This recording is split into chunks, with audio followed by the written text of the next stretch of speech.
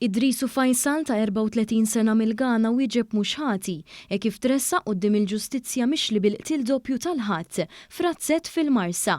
It-tnejn fil-għaxija l-imputat tressaq quddiem il-Maġistrat Abigail Chrétien.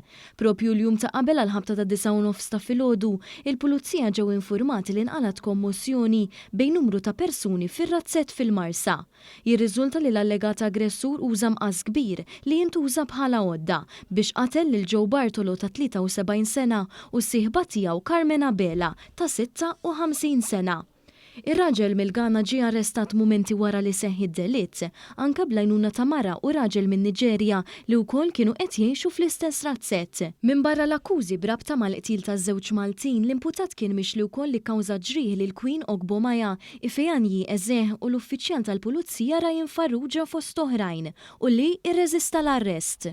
Quddiem il-qorti l-prosekuzzjoni mexja mill-ispetturi Kurt Zara u Wayne Kuxkiri ippreżentat il-passaport validu tal-imputat mill-Ghana, passaport skadut ieħor tal-istess imputat, flimkien ma' dokumenti oħrajn fosthom Taljani.